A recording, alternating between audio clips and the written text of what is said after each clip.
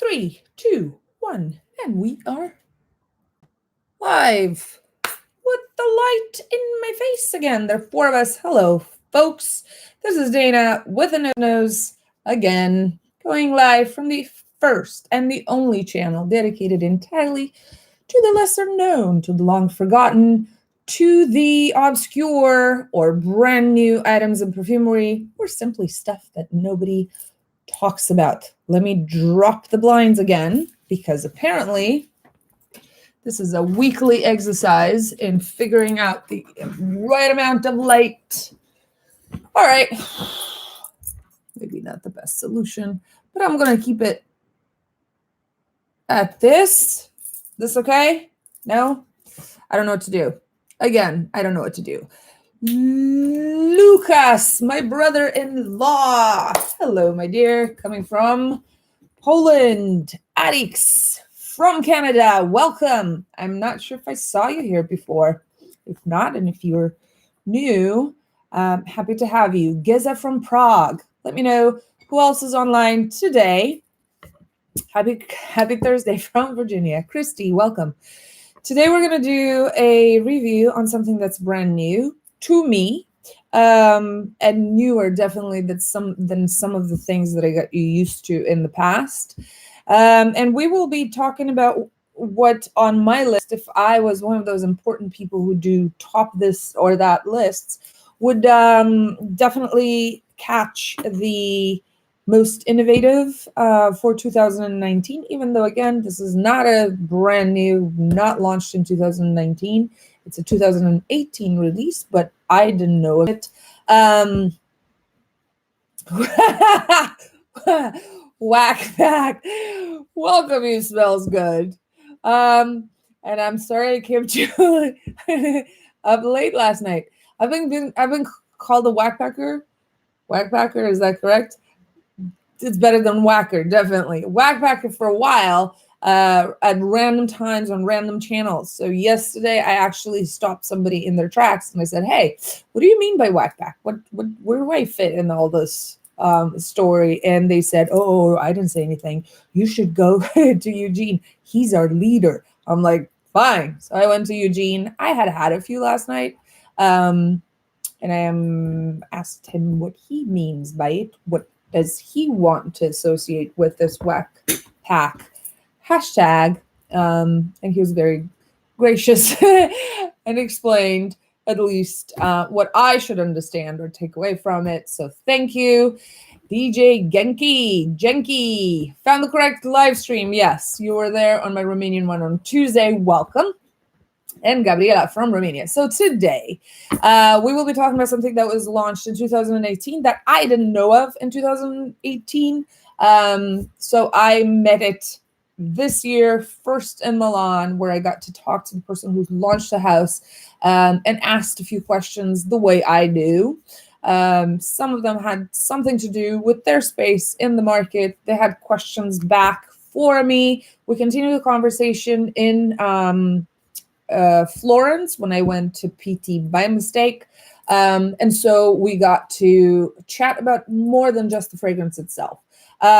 Like I said, I would have put this, if I was some sort of important influencer, I would put this on a top 10 list of discoveries for me for 2019, if not for the fragrance, because let's face it, it has a lot of competition when it comes to green fragrances. That's what we're going to be talking about today. Then for its packaging. It's hard to bring innovation into perfumery nowadays, apart from inventing a new molecule, like in cosmetics or the pharmaceutical industry. Boo! Apart from inventing a new molecule, it's kind of hard to bring innovation to perfumery nowadays. And I think Step Aboard did that. So they, alongside another company called Monom, that invented a very interesting to-go container purse packaging, if you want.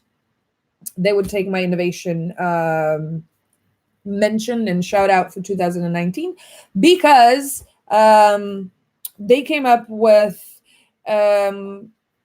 another way of consuming and another way of packing information, in this case, fragrance.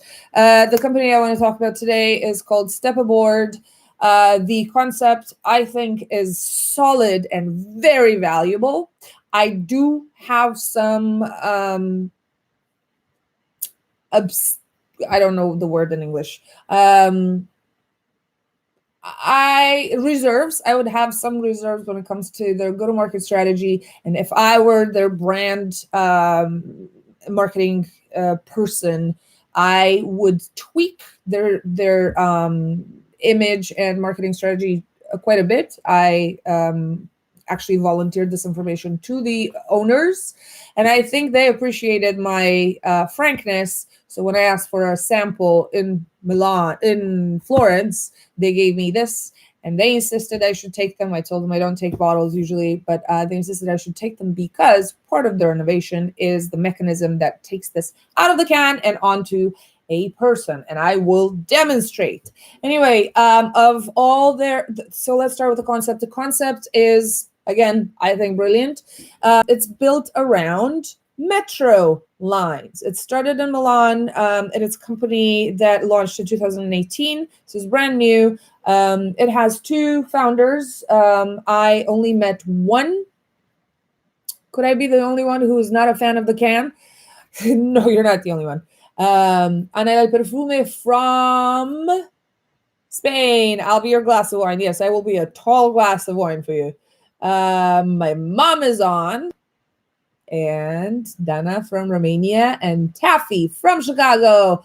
Abdel Sarkis from Puerto Rico. Bienvenido, mi amigo. And yes, I think we have everybody. And Ioana, welcome all. All right, so the concept is this. They decided to create a house that is based on lines of subways, metros, okay? Metro, train, call them what the tube, call them what you may. They started with Milan because it's a company based in Italy, formed by two founders, like I said, Georgiana, who I got to meet, and her partner. And the first collection they launched in 2018 contains 5 fragrances, each of which are built around the different metro stations on the Milan metro line. I think it's a brilliant concept for a variety of reasons. One, it's very urban. And as such, they started with Milan, which is the most, I would say, international, most urban, most avant-garde, if you want, town in Italy, in my opinion, from the big ones at least. Number 2, it's very scalable. They can always add another collection by adding another town, which I think is brilliant. You want a concept that can grow.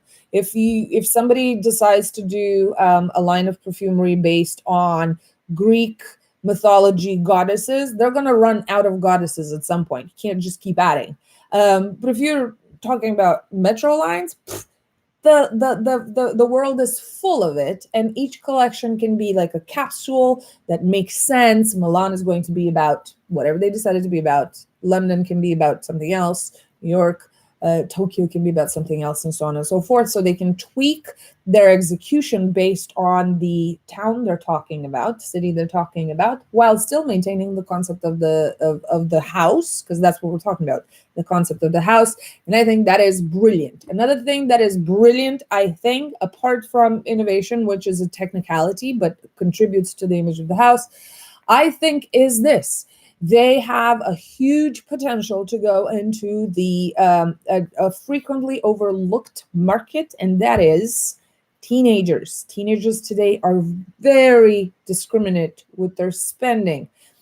We're talking about niche, right? So we're talking about a specific category of teenagers as well, but the ones who care really care. They've been taught to pay attention to every single detail. They're taught to follow influencers. They're taught to test. They're taught to be discriminate. They're paying attention to what's in it, to your brand politics, to everything. So, and they can work more, and they have a lot of disposable income. Teenagers today, or very, very young people today, have way more money than we did because they have access to making money more than we did, and they're very well informed. So it's not to say they're less cool, but it's to say that's an untapped market. And this kind of concept, so urban, in a can of something, could work really, really well for that market. Slight adjustments, because I think this is, sold today in Place Vendôme. Niche for, I know it's a very untapped market. I research markets sometimes for a living. Somebody should listen to my words, and I've said this before. If they're not doing it, somebody should, because it's a very prolific, very loyal, very informed, and very powerful and growing fast market out there. So if I was them, I would maybe repackage slightly to make it smaller, to make it more aerodynamic. I would take it out of Place Vendôme, which is a very, exclusive type of sell point for perfumery. I don't know why it's not focusing. Come on, there you go. I would, or maybe create a separate line, and work with graffiti artists, which they're already doing, but incorporated into like apparel, bike shops, skateboard shops, like high-end rollerblading, and go into to tap into that type of cross pollinating go-to-market strategies. In other words, not sell it in Place Vendôme. But that's just me. I don't know everything about their strategy. I don't know their research. I haven't done their research. I'm talking out of my, right now. But based on what I know about the teenager market, based on what I know about the changing trends in usage when it comes to cosmetics and fragrance, I think it would be a very natural continuation or definition of this brand, which is, again, supposed to be and is urban and contemporary and modern and fresh. So, happy to hear that. Etienne explosive, and he's talking about cool. And Loredana just joined, and Julie just joined. All right, welcome, folks. Okay, so Step Aboard. This is the first collection. All of it came out in 2018. Each of them is supposed to capture the essence of a stop on the metro line in Milan. This is the first collection based on Milan. Started in Milan, so it kind of makes sense. There are 5 in the first collection, 2 of which are on the spicy, one of them slightly towards gourmand fragrance. One of them is green, minty, fresh, almost metallic. One of them, which I'm very much regretting I didn't get to test on skin, is a suede kind of smell. And this one I have here, called Bosco Verticale, is their green leaf fragrance. Quentin Mathieu, bienvenue, welcome. All right, so the innovation part I was talking about refers to the way this comes out of a can. So in many cases, whatever's in a can acts and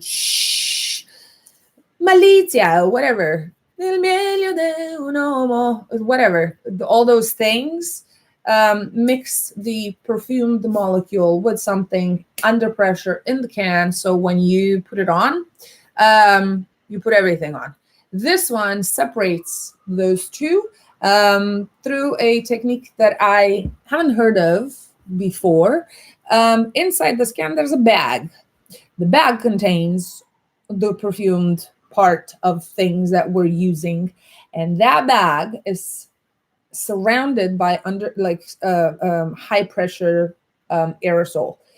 When you press, only what's in that bag gets squeezed out basically by the pressure around it, but you don't put those other things on your skin. Only the fragrance comes on your skin.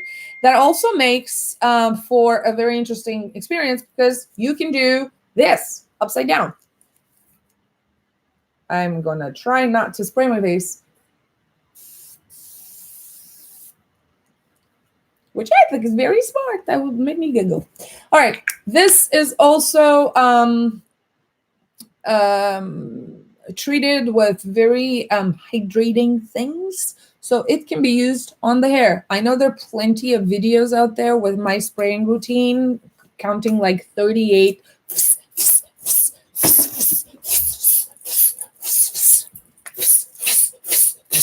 You know, we've all seen or smelled people who walk around with an atomic mushroom around them. Your eyes itch, your bowels move when you're next to them because it's like, but most people don't spray on their hair because they care about their hair, because their hair gets dry and so on and so forth from alcohol. I don't have hair to care about. I don't know if you guys know, I was in a car crash a long time ago. I had a huge head trauma, concussion, all the fun stuff. And one of the effects was that I lost a lot of my hair, never came back the way it was. So I don't care. I have two hairs. I look like a wet cat all the time. But for those of you who have healthy hair and care about your hair and all that stuff, you probably don't put fragrance on. You probably don't put fragrance on your hair. This is made with some stuff, like there's castor oil, there are a bunch of hydrogenating hydrating things in it that allow it to be a skin moisturizer and safe on the hair and all that stuff. This is the innovation part, which I care about, because again, when it comes to just the product, it has a lot of competition. There were a lot of green fragrances this year. There's an explosion of cannabis and ivy and poison green and all sorts of things. But just to be fair, we don't just use fragrance just for the sake of fragrance. Otherwise, all of us would be buying blindly. We wouldn't care what the bottle looks like. We wouldn't care who made it and so on and so forth. We care.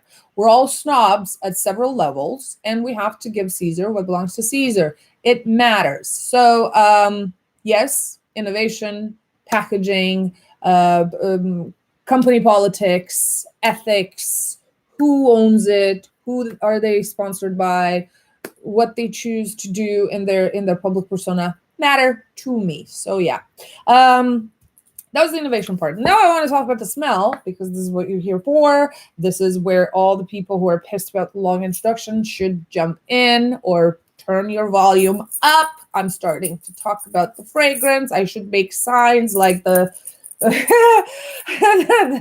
it's not. It does have aerosols, but they're inside the can. They don't come out. Their role is just to press the fragrance out of the can. They don't mix because the fragrance is in a bag. So I think that's fantastic.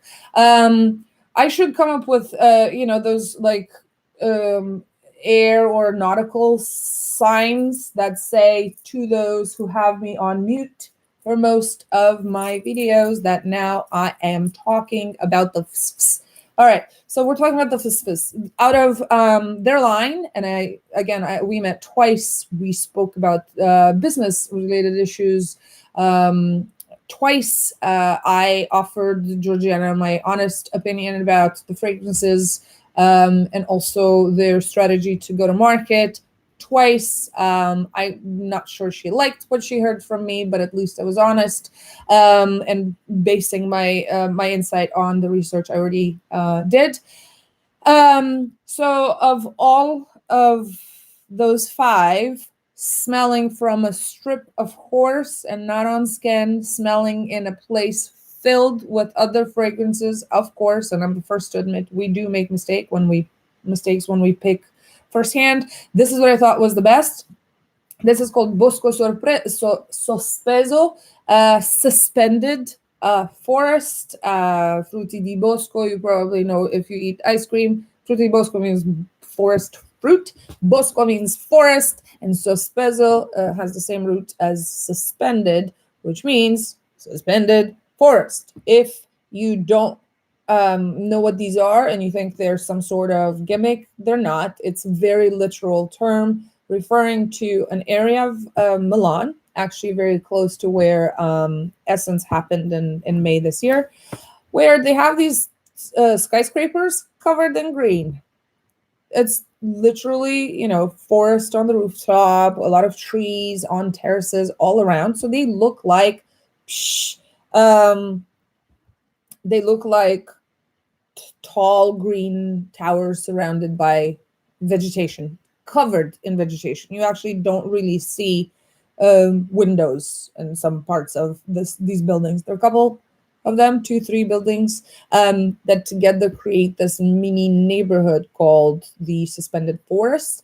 I happen to live right next to that. I rented an Airbnb, so I was very, very close to that, walking by them every day on my way to Essence. So from all of them, I picked this. For some reason, this being their green fragrance, that made more sense to me for the concepts and for the fact that these can come in a can and so on and so forth, than let's say the one that smells like coffee. Coffee in a graffiti can didn't really make sense to me, even though I understand that that's what's the main attraction or conceptually makes sense for that stop that it represented. It just, with the house, it just didn't attract me as much. But Bosco Sospeso, I keep saying sorpreso, which means surprised. Bosco Sospeso made sense for the concept of the house. This is a green fragrance, like the name says. It was built by Bertrand Duchaufour, Mr. Bertrand Duchaufour, and you can feel his hand here. I'd say this is very typical for a Duchaufour composition. It has something from the lighter Acqua di Parmas. You can, I guess, see some of the work he did from Comme des Garçons. It's the same type of almost solid but ethereal somehow quality to his fragrances. I'd say the Eau d'Italie work is very in the same vein. Yeah, very, very clear hand. I'm not talking about the rest of them because I didn't try the Måneskin, but for this, it's a very clear Duchaufour type of imprint. And this is a green in the way that other releases this year were not. Again, this was not released this year. This was released in 2018, but I met it this year, so I keep referring to 2019 as the date I discovered it. This was not in the same line as the other greens I smelled this year at the two perfumery fairs I went to, because the other ones were going towards beast mode. Drop your panties, drop your boxers, drop your kid and run. I don't know, the poison green, a lot of, like I said earlier, a lot of cannabis green, a lot of ivy green, a lot of overgrown jungle type of green. This is not it. This is a very airy, very urban type of green. I don't really know who sells them, to be honest. I never do a lot of research when it comes to price, even though I should. I usually get my stuff in swaps where I don't really care about the value that much. I'm all for passive forward, so they'll always come back. So I don't really spend a lot of time looking for pricing. And this, like I said, was almost like a payment for my business insight. I have a feeling that I did get a sample or maybe samples, but I looked for them today before this video, and I could not find them in my house. So either I pass them forward to people who asked about them, as I often do before I get to actually sample everything, or I misplaced them severely. No idea why. I anyway. So green. This is comfortable green. This is airy green. This is urban green, just like a park would be in the middle of a metropolis. Maybe I'm conditioned by the visuals of the Bosco Sospeso. In any case, the fact that the name works with the smell, works with the concept, works with my memories of what I know to be an urban green, I think, are the seller for this. And it's surprisingly, to me, a green that sits very warm. I'm not sure if it's because of the way this comes out. It is a spray after all. It comes from a can. It's, like I said, moisturizing. It's safe for the hair. So it's softer than very harsh alcohol-based fragrances. So maybe that's what it is. But it sits on me very warm. And as thus, I've been reaching for it as it got colder, which is very, very unusual, particularly for for a green in general. I've used it enough. I don't know if you hear this. Enough for the bag inside to be somewhat deflated. So now it hits against the walls of this because I've emptied some of it. It's fun to put on and it's fun to smell. So I've been using it quite a lot. So let's talk about what it smells now.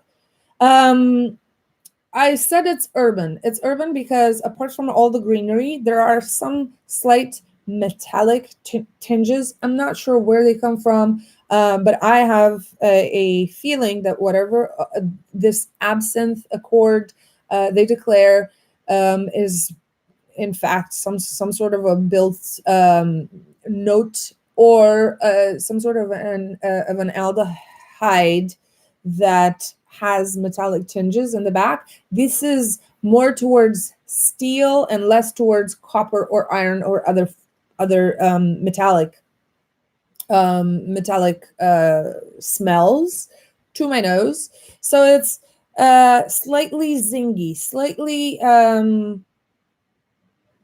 cold, and very smooth. There's no asperity to it. There is no edibility to it. It's not like licking a battery either. It's a very smooth, almost like stainless steel feeling when you zing with your hand over something. This is what the metallic tinge behind. I don't know what's happening in my camera. Behind this green is. Other green notes that they declare, I will put absinthe and probably wormwood and a little bit of angelica in this absinthe bucket, if you allow me to. Apart from that, they declare some patchouli, which is not very evident, but you can feel the earthiness in the bottom. They declare some plants that I've never heard of in my life, so I'm not going to mention them, or maybe I should. One of them is Pittosporum. I think I've heard it in gardening context, but I haven't researched it because I don't know what it smells like in nature, so I can't verify that this has it or not. They talk about thyme. They talk about tomato leaves, and I think they talk about oak moss, all of which, if you really try, if you strain, if you want to play, like super full of yourself, whatever, or read the notes from Fragrantica like every influencer does, I guess you can pretend you can smell them. But in reality, to be honest, they're so meshed together that I think it would do this a disservice to try to separate it into all these notes. I personally don't easily pick them up individually. I have to sit and really inhale, and let it wait and then inhale again, and my nose is already shut. So I could do it, but it's not very handy. It's not immediately apparent. And to be honest, I think, again, it's useless to try to do that.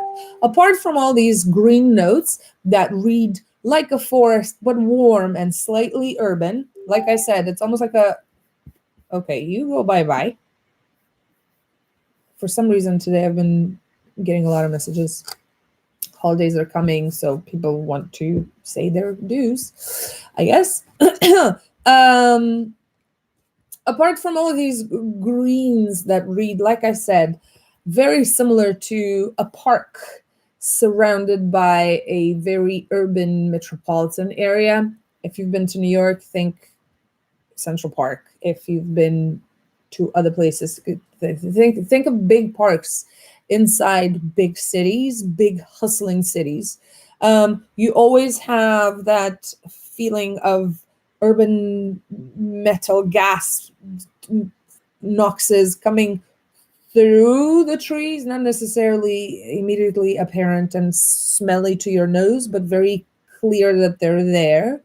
Um, there's some asphalt, maybe there's a garbage can that's slightly rusty. So there are aspects of parks that make you remember that you're not in a forest, you're in a very controlled natural medium. So it's kind of the same with this. Apart from all of those greens, I will tell you a few other things that my nose pick up without thinking, just to get an idea of where it situates on the green scale, if you have such a thing. There's some citrusy notes. It almost smells like a petit grain of sour orange trees. Petit grain, as you know, it can be made out of the leaves and the branches of pretty much any citrus C plant that has woody parts or harsher woody parts. I have a sour orange tree that I planted, that I grew from a seed, and I planted, and I'm trying to make it flower now in the backyard. So the smell of it is very alive. It's very woody. It's very citrusy. It goes slightly into lemongrass without giving you the impression that it'll have a taste. So it's a very clean, if you want, citrus, to which I would add maybe a little bit of orange zest, maybe a little bit of lemon zest. There's something zesty, as in peel of citrus, in this. But it's very sweet. There are touches of sweet lavender for some reason. It's very faint lavender impression and very sweet, but they're there. There are at times tinges of flowers. I smelled kind of like a very polleny mimosa, a very slight and sweet tinge of jasmine, but very airy, very fluffy, if you want. It's like layers and layers and layers of this flowery, airy thing that provides some sort of solidity, in the same way as a pound of cotton is still a pound. You can feel the weight, but it's fluffy. And then you can have a pound of steel and it's this big. It's when I talk about textures or layers of aerated things, sometimes I refer to this. It does have substance. It's just dispersed differently in space, conceptually, of course. So it has very fine and slightly playful, sweet tinges of, like I said, a jasmine and mimosa tinges, almost like silk flowers. They have a very faint smell, but they do smell of something. It's kind of like that. I've also smelled sweet savory flowers. If you've ever smelled that, it's also called summer savory. So it's an herbal plant that has notions of kind of like bluebell, clover, that kind of very flowery but very sweet, and also herby type of smell. So there's some of that. At times I felt a little bit of coriander, not very much. I'm sensitive to that, so they're not very much. A little bit of angelica, again, not very much. A little bit of fennel flower or fennel pollen, which is usually savory in my brain, but not here. So there are little tinges of very. It does have fougere y quality. I was going to say there's a little bit of hay notion, but together doesn't read. It doesn't read like a fougere. It reads like a park. The only other similar um, greenness that I felt at some point, and only once when it launched, was something from Cartusia, and it was Central Park, maybe it's called, literally, no idea. But it doesn't smell the same anymore. Either my nose has changed, or they reformed, or something happened with that one, so it doesn't really smell the same. But this one has that kind of urban park airy quality. This is not a beast. No, no, no, no. This is not a beast. No panties will drop for these unless they are your own, I think. This functions like a hairspray, hair perfume spray. Essence of the Park. Yeah. This can be used as body spray. This can be used on clothes. For some odd reason, like I said, I've been craving it in colder temperatures, and I've put it on. I have this new cashmere long coat that is kind of heavy but very fine. I don't know why. It kind of like soaks it up, and it's perfect. Yeah, I have no idea what's in it, but it's not strong. It does last quite a bit. So if you care about performances, know that this aspect is covered. I don't know what's happening with the sun now. It reflects off of one of my decorative, this is a dummy, Shalimar bottles. Otherwise, I wouldn't keep them this close to the window. But I like this. I know it's different from what I usually present, but I like it. And the colder it gets, the more I reach for it, which is very odd. It does have a boozy quality. Like I said, it has a steel quality. It smells like fresh air, but it's warm on the skin. I'm very much into it. I can't speak to the other ones. Haven't tried them on the skin. I wish I did, but I didn't. I didn't get to. But I think it's a solid fragrance. I have reserves calling it a fragrance because it presents like this, and the formula is different. But I think it's a solid smell. I think it's a very clear Duchaufour signature, which I like. I love the concept, and I think it has humongous potential. Just like I said, I forgot to mention, there's some woody notes in here that smell like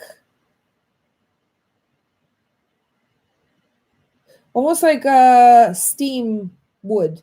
I've gotten Monstera notions from this. If you know what the Monstera plant is, that thing with the huge leaves that look like Swiss cheese with holes in it. It has a very specific green smell. There is some ivy, there is some grass smell in it. They're all bundled together. And it's a warm, very comfortable, not chemically smelling green, which I absolutely appreciate. I think they're onto something. Just to pat my own back. Just pat my own back. I picked this I didn't reach for it until recently, until like I said, it got really cold. And then now that I'm using it, I feel I can speak to it. I usually do that. I have to wear something for a while before I speak to it and describe it properly. Um, so recently I wrote to Georgiana to say, look, I've started using it finally. It's time. For some reason, this is what works in my head. And I started using it and I very much enjoy it. I'm going to do a review soon because I finally got to experience it properly. And she said, it's funny you should say that because look what happened. And then she sends me a screenshot. Some of the biggest magazines in Italy, it can be a Vogue, Marie Claire, I don't remember which one, finally wrote their about their experience at PT and Florence, and from their best of, they picked this particular one, and then the Picture House, which I've been speaking about very highly for a while now. I don't remember if I did a review in English, but I definitely introduced it to the Romanian market in a here's the whole line. This is what I think about it. I really, really, really love their style. And I think one of their fragrances, again, not a 2019, but I discovered it this year, is one of the best things I've smelled in a while. I can't wear it, but I think it's brilliant. So what what I had picked and spoke about first after PT is what these people at Vogue or Marie Claire had isolated to talk about. So she was very impressed by my curatorial senses. I told her I'm not sure it's a good sign. It might be a sign that I'm super commercial or very Vogue.